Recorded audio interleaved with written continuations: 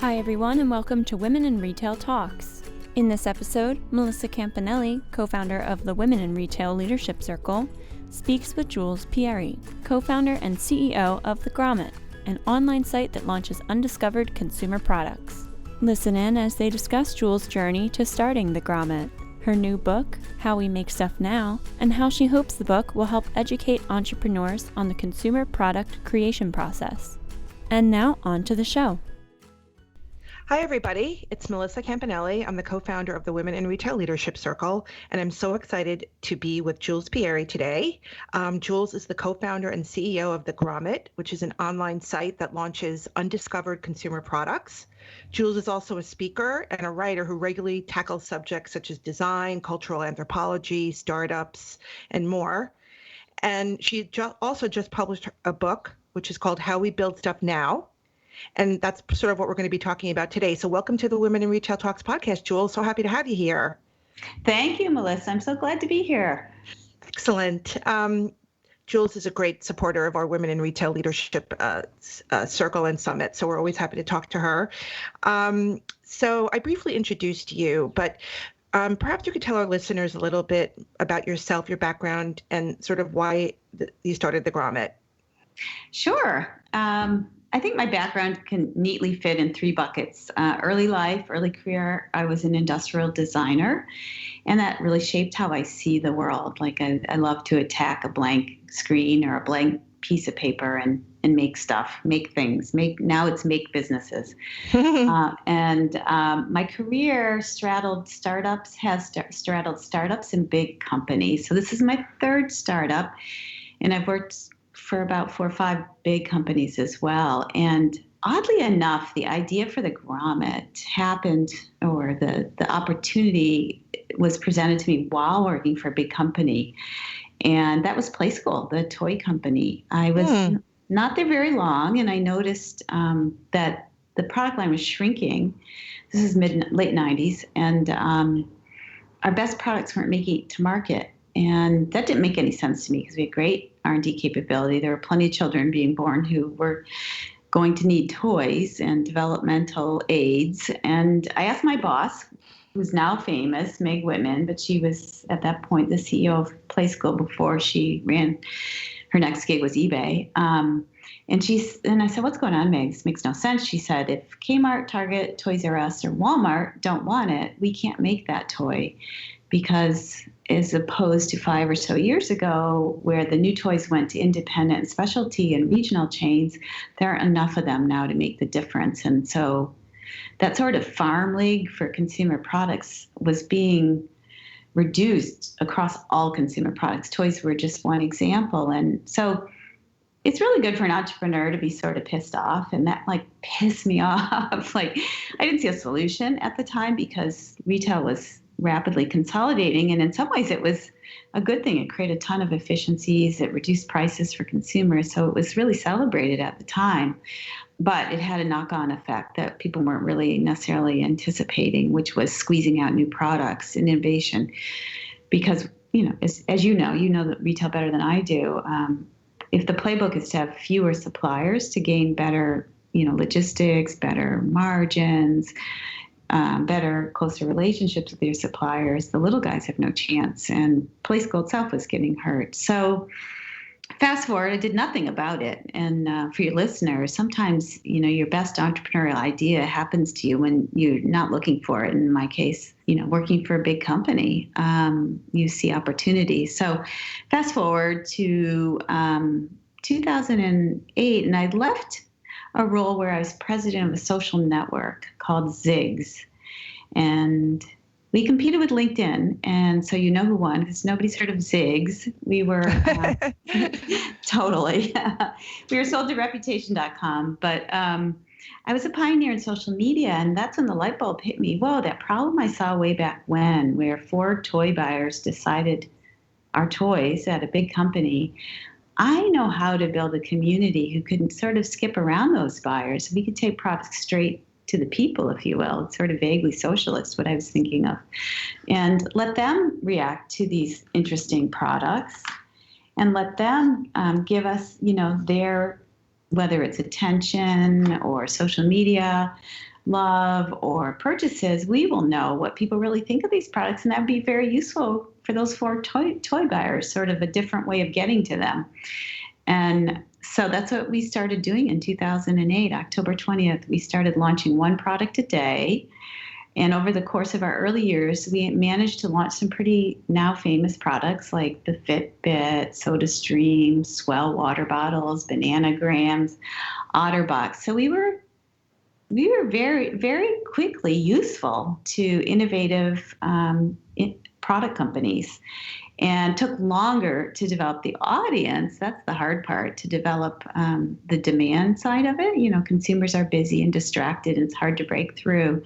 But that was the whole point of our business, to help these products break through.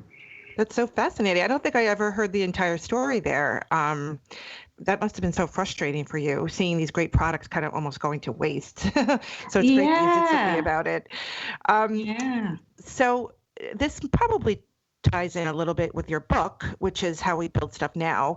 So I don't want to have you repeat what you just said, but what sparked the idea for the book? And why did you feel it was important to write about it now? So we've launched 3,000 companies' products, and in watching, we call them makers, and watching each maker solve the same set of problems in isolation, we thought, internally, wow, we ought to do something about that, because there's a whole lot they need to know that we don't really help with, whether it be how to find a great packaging supplier, how to finance your business, or how to vet your idea, or how to get legal help.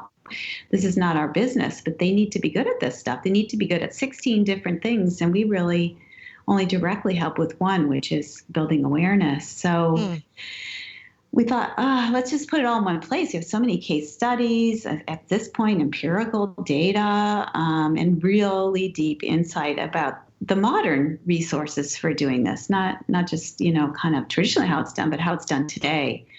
So it was almost a public service, the book, but luckily McGraw-Hill was interested in publishing it because there's nothing like it out there. So the title is How We Make Stuff Now, and I'm really excited because I plan to give it to every future maker who becomes, part of the Grommet platform. It'll save them steps and agony and resources, but I expect it will be helpful to the next generations of makers who really don't have anything like this to help them. Great. So in other words, it will sort of take you through not only making the item or the product, but, sort of bringing it to life and getting into other folks' hands. Is that kind of the focus? Yeah. So imagine at the very beginning, before you even started the business, how do you vet whether it's a good idea? Is it something I should throw my life over for? So that's actually the first chapter, because that's the first question everyone has. It's a very hard question. And then I teach them, people, how to find the expertise to both vet that idea and build your idea. And then how to find design and engineering resources, how to prototype, how to manufacture, generally you're finding the resources. No little company is going to start a factory. They're right out of the gate. So in the current economy, there are so many resources, people, organizations standing ready to help, and help at this scale. You don't have to be a big company to have a credible execution in all these different areas, but you need to know how to find the people who can help you. Something as simple as putting up an e-commerce site is so much easier than it used to be. So that's the thrust of it. How do you find, these might be lawyers, doctors, teachers. These are people who 90% of them have no experience building products. They all, in our world, always come from somewhere else, starting from zero. And I just want to cut some months and years out of effort out of their lives with this book. So I know this is going to be sort of like the $65,000 or $64,000 question, but how is there sort of a framework or something that people can look to decide if their idea for a product has potential? I'm sure that's a big part of your book as well, but maybe there's just something quickly you can share. I don't know. I know that's a big question. Well, believe it or not, it's not as hard as it seems, in that there's a lot of public data out there to help you decide this? Now, I have a particular lens on that question. I assume you want to build a viable business that will employ you and others, not a lifestyle business, because a lifestyle business, you would answer the question completely differently. If it's going to be your livelihood and that of others, then I think you need to go after a very big target, a large market. People who have a problem or a habit that you can help with, an activity you can help with, and it's something that occurs for a lot of people or happens habitually for a smaller set of people. So that means finding data. And first of all, I would, believe it or not, start on Amazon to try to find if there are other product solutions already out there. So just to make sure that the problem isn't already solved by somebody else. And you look at reviews and rankings for that. And you can look at also Google Trends to find whether the problem itself, are they searching for solutions, not necessarily for products, but solutions. That gives you a sense if nobody's searching on Google to solve this problem, it may not be a big market. But then there are also industry stats and government stats that can be super useful as well. And because of the internet, they're publicly available and easy to get. So you can also size the market from the standpoint of literally the number of people in the population who are participating in some way in this market. So I'm just looking for really big, because the bottom line is you're going to get it wrong. Your first, sort of shot on goal with whether it's a product or, even just a conceptual solution is probably going to be a little bit wrong. And I want the entrepreneur to have more shots on goal, or make it more worth it to have shots on goal, because the target's large. So for instance, just to take a very well-known example, a digital example, Google, when they started out, knew they wanted to organize the world's information, but believe it or not, the founders are fundamentally opposed to advertising as the business model. Now that is their business model, but they were fundamentally opposed. But because the problem was so big, sorting out the world's information, it was worth it for them to try different ways of getting there. And they did find a way of getting there that solved the concerns they had about advertising. They did it their own way, their own solution. So they stayed true to their original objection. But if it had been a small target, the business wouldn't have been either fundable or viable long enough to find the right solution. Those are great examples and great tips as well. So let's talk a little bit about some of the makers that you profiled in the book. And how about, let's talk about makers in general. I mean, what is a maker in your opinion? Yeah. And why has it become a movement? I feel like it's a good idea to kind of clear that up a little bit. Yeah. First of all, Melissa, I have to tell you, it took us a long time to even affiliate with a word to describe these people. It was really awkward in the first few years of the business, because it wasn't quite right to say inventor, because they were building businesses. It wasn't quite right to say vendor. We would never use that word, because we worked closely with them. And even entrepreneur was too vague almost, because they were doing something that's different, more narrow, I guess, in building physical products. And along the way, this word maker came along. Make Media had a big reason for it, the people who originated the Maker Faire and Make Magazine. But they were doing that a long time before this word got adopted. When I started seeing it getting play in general to mean tech products, to mean anything, like it was being more broadened to embrace broader entrepreneurship rather than like somebody in their garage, building cabinetry or something. We have embraced it. And the stats are that 135 million Americans identify themselves as makers. Now, some of them are those people in the garage who are, whether they're brewing beer or carpenters or kind of garage inventors, that they're one subset, a big subset of makers, those 135 million. But there's another subset that really does want to build a business around their ideas. And that's the part that I really would call more the movement part, in that they're creating jobs around that. And I really like how Chris Anderson, the original Wired founder and the man who wrote the Long Tail book, he wrote a book called Maker Movement. His thinking on this, he brings it to light or brings it to life, I guess, in that he compares it to the software movement, if you will. Like, why did all these cool companies get built around software capabilities? Originally like Microsoft and even, IBM ultimately became a software company, but then the Googles and the Facebooks. And it was for a very simple reason. The tools to create software became very, very accessible and inexpensive. So creative people found them. And that same sort of human drive, because that's all it is a human drive to create, has moved over to physical products because the tools to create them, the information, things like 3D printing, obviously the internet mainly, in terms of giving you access to expertise, people who can help you prototype or build your product, they became cheap and accessible.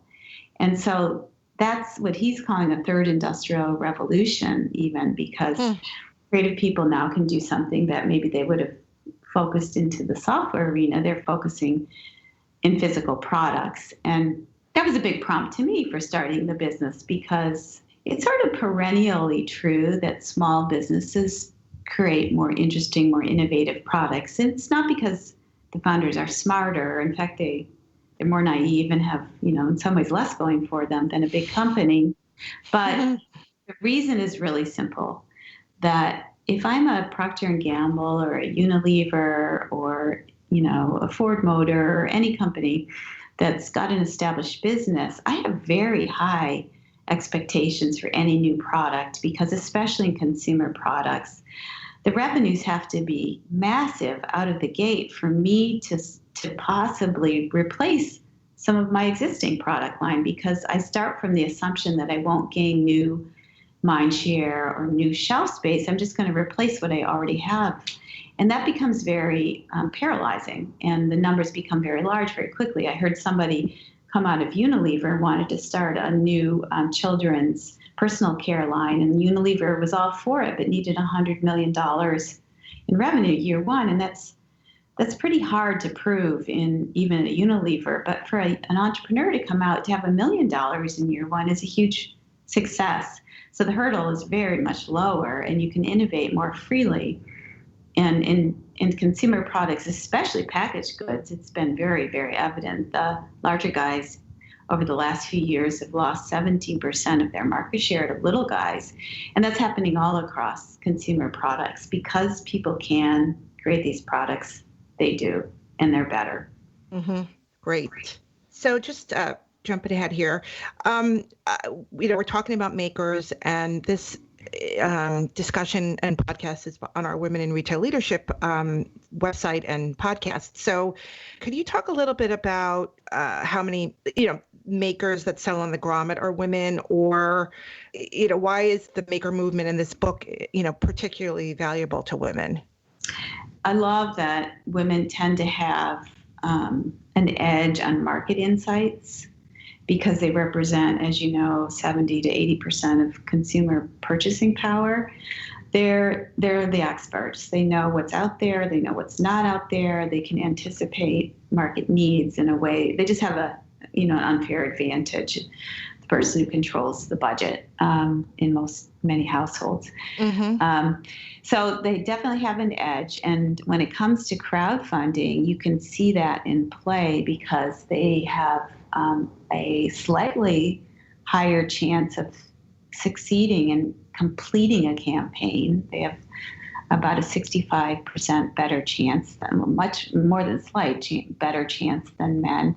And they garner about 55% of the funding on crowdfunding. So you can see that writ large in the crowdfunding platforms.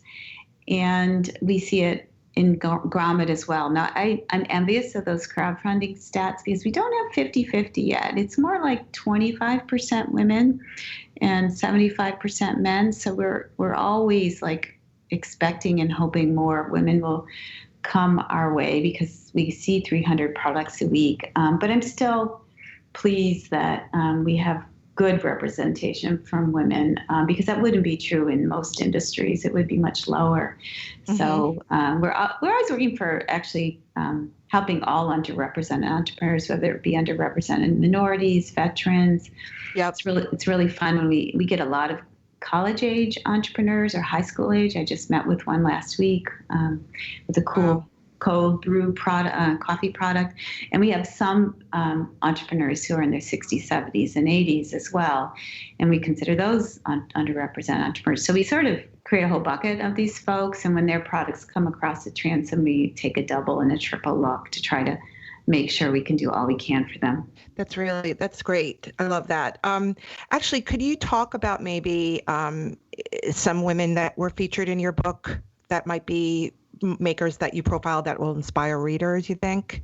Anything come to mind? Yeah, so I can think of many, but I'll give you two very different products. One would be something called the NEG, which is a way to quickly peel a hard-boiled egg. If you imagine a clear cylinder with colored caps on either end, kind of fist size.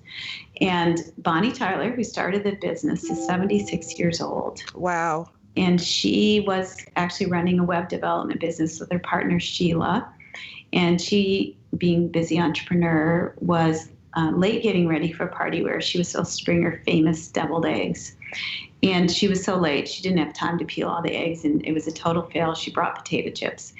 And it frustrated her. Like, why is it so hard to peel eggs? I see, obviously commercial egg companies that make those products must have a better way. So she actually studied it and figured out how commercial egg peeler machines work, which is a combination of agitation and water and friction in these big drums. So she decided she was going to do this, and she decided she needed to prototype this product. And she lives in Connecticut, and she signed up for a 3D printing, a prototyping workshop at her local library. Wow. And the instructor walked in to teach her how to do this, and the instructor was 11 years old. My goodness. Long story short, she prototyped, took the product into production. It's actually unusually made in Connecticut. It's unusual for an injection molded plastic product to be made in the U.S. today still. Yeah, really? But yeah, it's made in Connecticut and works really well. And Bonnie has scaled the business. That's unbelievable. I love that so much. I'll talk about another one that had the factory but was having a problem. Family business, Fort Payne, Alabama. Gina Locklear, her town was the kind of U.S. capital for sock making through the decades, and in the 90s was hard hit by offshoring of sock production. So most of the factories in her town were shuttered, and her family's factory was at risk. And Gina had the observation that organic cotton production was not an easy thing to do, and there weren't any domestic U.S. companies producing organically grown U.S. cotton and making socks from them. And she retooled the company around that. It's called Zakano, Z-K-A-N-O. Mm-hmm. And I have to tell you, I almost wish I didn't tell you the story first, because what happened to me was I walked in the office one day and Joanne, my co-founder, had 2 pair of the most boring white socks on her desk and said, "You're going to love this. We are going to launch this company." And I was like, "What? Have you lost your mind? These don't look special at all." And then she told me what I just told you about what Gina was doing for her family business. Very successful. The company's product line has expanded exponentially since that time to more than white socks. And, at reasonable prices too, because they had an at-scale production facility they could just redeploy for this new material. So I love those examples. And Gina would be at the younger end of the age spectrum. Those are great stories. Wow. Okay, I just have a couple more questions. One thing I know about you, Jules, is something that you're very proud of that you started. I think you started, called Citizen Commerce. Mm-hmm. Can you tell our listeners a little bit about what that is, and how can this book help people contribute to the mission? Yes. So citizen commerce is a term I trademarked to broadly describe how we as individuals can shape the economy. So when we support a company on Kickstarter, we're doing that. We're saying, I want you to exist. When we walk into a local retailer, we're saying, I want you to exist. You represent the kind of values I want or the kind of community I want to live in.